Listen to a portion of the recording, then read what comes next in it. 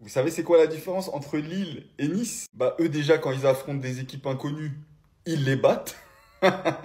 Mais surtout, ils ont un grand champion dans leur équipe. Olivier Giroud, vous lui parlez pas d'âge. 39 ans, il devient le joueur le plus âgé français à marquer en Coupe d'Europe. Il aime trop les records. Il aime trop casser les records, même à 39 ans. C'est une folie, Giroud, comment il est sous-coté en fait. Et en parlant de sous-coté, mais ils en ont un en attaque aussi. C'est un phénomène. Hamza Igemen, à chaque fois qu'il commence dans une compétition, il marque. Il a commencé en Ligue 1, but. Il a commencé en Europe, but. Je vous ai dit, il n'y a rien qui va arrêter l'attaque lilloise. Dommage que défensivement, ça soit fragile. Vous vous attendiez à quoi? Sérieusement, vous vous attendiez à quoi? Pour ceux qui ont regardé le match, à la 67e minute de jeu, ça faisait un partout. Vous vous attendiez à quoi? C'était évident. Comme le fait que sans ballon, il n'y a pas de match. Enfin, pour Lille cette année, sans Gigi, il n'y a pas de victoire. Victoire 2-1 du LOSC contre Brann en Ligue Europa. Mais mon Dieu, qu'est-ce que c'était dur. Et je vous parle pas de la première mi-temps, c'était ennuyant à la mort. Le premier but des Lillois vient à l'heure de jeu d'un débordement incroyable de Fernandez Pardo. Sa pointe de vitesse, ça m'a fait penser à Kiki. Après, il centre pour Igaman qui vient juste pousser au fond. 6 minutes après, égalisation de Brann. À ce moment-là, faut faire rentrer l'atout majeur. 7 minutes plus tard, Olivier Giroud qui rentre. 13 minutes plus tard, il marque. Et que dire du but? Sur un magnifique centre du côté droit, il s'envole au 7e ciel pour envoyer un boulet de canon de la tête dans le but. Cette tête m'a fait penser à la tête de CR7 quand il monte à 2-3 mètres. Ils vont ensuite tenir le score et s'imposer 2-1 pour la première journée d'Europa League. Mais comme le dit cette affiche, tous Gigi, tous Roux, les Lillois, à la fin de la saison, ils vont adorer ce mec. Et au passage, il devient le plus vieux joueur français à marquer dans l'histoire des Coupes d'Europe. Et dans 5 jours, il aura 39. Ce mec-là m'impressionne. Juste vous rappeler qu'Olivier Giroud, dans 5 jours, il a 39 piges. 39 ans, aujourd'hui encore, il évite à Lille de faire une OGC Nice en Europe. Ils ont tremblé de ouf face à cette équipe norvégienne. Laborieux de ouf, offensivement c'était dur, il y avait un partout. Olivier Giroud est rentré et il a mis un but qui sauve Lille, mais un but. Comment il a sauté haut. J'ai cru voir CR7. Il est à la hauteur de la barre, il est à une taille au-dessus de son défenseur. Ça c'est pour tous ceux qui disent que Giroud il est que bon de la tête. Bah même s'il est que bon de la tête, ça lui arrange tous ses défauts. Même s'il est que bon de la tête, hein, ça lui arrange tous ses défauts. La détente de Zinzolin. Mais on est où? Ah mais heureusement qu'il est là, hein, parce que là c'était la honte de la France. Perdre contre un club norvégien, mais le match de Lille, il était à vomir. C'était vraiment la partie 2, l'épisode 2 du match contre Lens. C'était la continuité. C'était horrible, il n'y avait rien. 0 tir cadré à la mi-temps pour les deux équipes. Je pense vraiment que moi, supporter du Stade Malherbe Caen, si demain il y a Lille, SM Caen et qu'il n'y a pas Benjamin André dans le 11 lillois, je pense qu'on a notre chance. Je pense qu'on a notre chance parce que c'est catastrophique. Lille a un manque de caractère, un manque d'envie. Quand il n'y a pas Benjamin André, c'est flagrant, mais c'est vraiment une dinguerie de ouf. C'est pas Batman, c'est pas Superman, c'est Igaman les gars. Encore un but d'Igaman incroyable. R9 Prime. R9 Prime les gars, oh là, incroyable. Qu'est-ce qu'il nous fait? Mais quel attaquant Regragui, ouvre les yeux Regragui. Je vous le garantis, hein, si c'était Lyon, si c'était Marseille, si c'était Paris, peu importe, il se serait fait terminer. Mais comme c'est Nice, Zama, je vois tout le monde jouer au roi du silence. Est-ce que vous vous rendez compte à quel point cette équipe, ils font honte à la France? Ils perdent contre Rome, ils perdent contre Benfica, ils perdent contre Bodo Glimt, ils perdent contre Exborg. C'est quoi ça? Ils perdent contre Ferran Varos, ils font match nul contre Twente. Aujourd'hui, tu es à domicile et tu peux même pas essayer d'accrocher un nul contre la Roma. C'est quoi cette équipe? Mais pourquoi vous allez en Europe? Comment vous voulez qu'on soit respecté si la 4e meilleure équipe de notre championnat l'année dernière, elle est même pas capable de gagner un match en Europe? Vous êtes vraiment qu'une bande de clowns. Vous faites honte au championnat français. C'est pas normal ça. Hier soir, j'ai tweeté ça dans le plus grand des calmes et je m'attendais pas à ce que mon tweet prenne de l'ampleur. J'ai écrit « Nice a réussi à faire pire que la série de 12 défaites de l'OM en Ligue des Champions. Ça force le respect, bravo ». Alors en réalité, la série de l'OM, c'est 13 défaites d'affilée en Ligue des Champions, hein, j'avais complètement oublié. Mais bon, ça change pas grand-chose. Pour moi, la série de Nice est pire et c'est factuel. Je pensais que ça allait mettre tout le monde d'accord et que malgré les rivalités, les gens allaient être objectifs. Et quelle fut ma surprise ce matin quand je me suis levé avec une tonne de commentaires qui manquaient totalement d'honnêteté intellectuelle. Ce n'est pas le plus honteux. Nice a des adversaires difficiles à leur niveau. Marseille a des adversaires difficiles à son niveau. Ils ont réussi à prendre des nuls, là où l'OM non. L'humiliation est bien plus grande pour l'OM de ne pas prendre un seul point en poule. La série de 13 défaites d'affilée de l'OM est ridicule sur ça, on est bien d'accord. L'OM a été la risée de la France et de l'Europe, on est bien d'accord. Et pour rappel, les 13 défaites d'affilée de l'OM, c'est contre l'Inter, le Bayern, Arsenal, Dortmund, Naples, Arsenal, Dortmund, l'Olympiakos, Manchester City, Porto. Que des grosses équipes en Europe. Alors je suis d'accord, c'est scandaleux, l'OM aurait au moins dû accrocher un nul. Mais excusez-moi, Nice c'était pas en Ligue des Champions, c'était en Europa League et en Conference League. Et Nice, c'était pas Porto, City, Dortmund, le Bayern ou l'Inter. C'était Bodo Glimt, Elfsborg, Union Saint-Gilloise, Rangers, Twente, Ferencváros, la Lazio, la Sociedad et le FC Bâle. Alors même s'ils ont réussi à accrocher 4 nuls, excusez-moi, faire un nul contre Bodo Glimt ou Twente, je pense que c'est plus humiliant, plus ridicule que perdre contre Manchester City. Je suis peut-être naïf, mais malgré les rivalités, je pensais qu'on allait être tous unanimes pour dire que Nice avait battu le record ridicule de l'OM. Bah non, il y en a qui n'arrivent pas à mettre leur rivalité de côté, qui sont même pas concernés par le débat, mais que comme c'est l'OM, c'est forcément plus ridicule.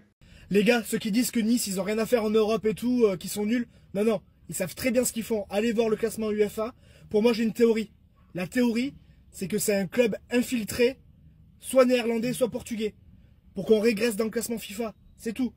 Qu'est-ce qui t'est passé par la tête, Pizil? Les gars, je n'arrive plus. Victoire 2-1 face aux Niçois, les gars, mais sincèrement, ce match, on doit le plier. Mais depuis, et jamais on doit se faire peur comme ça dans les 10 dernières minutes. Une première mi-temps plus que maîtrisée grâce à qui? El Ainaoui, les gars, on a vu, c'est bon, c'est notre milieu. C'est notre milieu pour la saison. El Ainaoui connaît. On les a vus, on sait, maintenant, Gasperini, on attend que ça. Manu, pareil, rien à dire, les gars, à eux deux, ils ont géré au milieu. Malheureusement, il y en a un qui a dû sortir. Et ça s'est mal passé par la suite. Première mi-temps plus que maîtrisée, les gars. Derrière, bloc bas pour Nice, ça joue le contre. Entrée, deuxième mi-temps, El Shaarawy sort, Pellegrini rentre, corner, Ndika, but. 2 minutes après, contre-attaque, Tsimikas centre, Manchin, il arrive lancé depuis je ne sais combien de mètres. Pétard dans la cage niçoise. Et puis vient ce moment. Sortie de Soulé pour Pizzi, oui, parce qu'on a un banc, les gars, on n'a pas d'attaquant.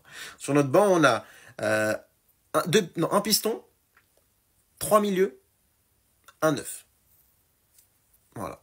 Donc en termes de fond aujourd'hui, on était compliqué. Mais bon, surtout quand tu fais sortir Soulé pour Pizzi, débile qu'il est. La balle sort. Hein. Non, je vais le faucher. Pellegrini, les gars, aura répondu présent. C'est lui qui aura changé le match malgré tout, qu'on le veuille ou non. Il a répondu présent. Il a fait des bonnes choses. S'il faut continuer comme ça, continue. S'il faut sortir du banc pour être bon, continue. En tout cas, on prend les 3 points. Très important. Ce week-end, on joue les LAS. On a fait jouer fait reposer certains cadres. Soulé qui est sorti à l'heure de jeu. Anguigne qui n'a pas joué du tout. Bon, derrière, ils vont jouer tous les matchs. Manu connaît pareil. Il peut jouer 4 fois par semaine. Il n'y a aucun souci là-dessus. Ferguson est rentré, pareil. Mais heureusement, les gars. Heureusement qu'ils n'ont pas mis leur attaque avant.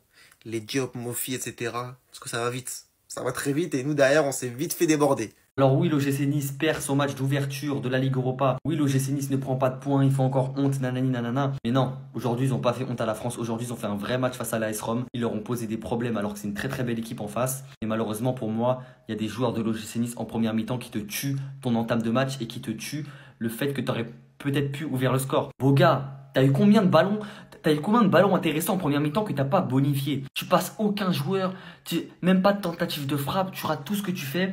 Et ça, c'est pas la première fois. T'es un joueur trop irrégulier, t'es capable de quelques coups d'éclat dans une saison, mais t'es trop irrégulier, t'es pas un bon ailier pour l'OGC Nice. Pour moi, en Ligue Europa, c'est très insuffisant. Même en Ligue 1, des fois, c'est très compliqué. Et votre nouveau numéro 9, là, c'est quoi cette nouvelle recrue? Tous les matchs que j'ai regardé de l'OGC Nice, il est tout simplement pas bon. Aujourd'hui, combien de ballons de haut but il a reçu, qui aurait pu faire du bien à Nice quand Rome était en forme, qui aurait pu créer des occasions? Combien de ballons de haut but il a perdu aujourd'hui? C'est énorme. Très mauvais match de sa part. Il y a Van Diouf aussi, qui est de base un très bon gardien de Ligue 1. C'est pour ça qu'il a été signé à Nice. Et là, aujourd'hui, c'est chié dessus. Combien de ballons il a perdu aussi, des relances mauvaises. Ça aurait pu apporter des gros contres à l'AS Rome. Heureusement qu'ils n'en ont pas profité. Par contre, il y a eu des bonnes choses comme le match d'Antoine Mendy. Il a répondu aux défis physiques. Il répondait à tous les duels. Très très gros match de sa part. Et même c'est lui qui va aller chercher le penalty, qui redonne de l'espoir à Nice. Qui va aller le chercher avec la grinta, voilà, avec de l'envie. Il avait beaucoup d'envie, beaucoup de grinta aujourd'hui. J'ai beaucoup aimé son match. Donc voilà, il y a eu des bonnes choses. Les entrées aussi ont fait beaucoup du bien. Les 2 buts en 2 minutes de l'AS Rome ont peut-être plié le match. Mais voilà. Ils n'ont pas fait honte, il y a eu des bonnes choses. Donc voilà, à suivre l'OGC Nice, peut-être qu'il ne faut pas les enterrer tout de suite, les gars. C'est la risée d'Europe, c'est l'OGC Nice. Ils ont encore perdu en Europa League. Les gars, il faut en parler. Il faut en parler. L'OGC Nice actuellement, c'est vraiment le club qui est la risée de l'Europe. Et quand on voit tout ce qui s'est passé dernièrement en Europe pour l'OGC Nice, on se dit qu'il y a vraiment un gros problème dans cette équipe. Car comme nous le dit ActuFoot sur Twitter, c'est juste terrible. Le bilan de l'OGC Nice en Europe, il est catastrophique. Pas de victoire pour les Niçois depuis 13 matchs. Et voici le bilan des Niçois en Europe. Certes, il y a des matchs où c'est compliqué d'aller faire des résultats, mais il y en a d'autres, franchement, ça paraît évident que les Niçois, surtout l'année dernière, ils avaient une bien meilleure équipe, ils auraient pu aller chercher des points. Ils ont perdu hier face à la Roma 2-1. Ils ont perdu aussi la double confrontation dans les barrages de Ligue des Champions face à Benfica. Ok, Benfica est une grosse équipe, ok. 1-1 face au Bodo Glimt. Là, je pense qu'il y a de quoi faire quelque chose, même si cette équipe est intéressante. Ils ont perdu face à Elfsborg. Là, pour moi, c'était une victoire. Ils ont perdu face à l'Union Saint-Gilloise, face aux Rangers. Ils ont fait une grosse défaite. 2-2 face à Twente. Ils ont perdu 1-0 face à Ferencváros. Là, pareil, pour moi, c'est une victoire à coup sûr. Ils ont perdu 4-1 face à la Lazio.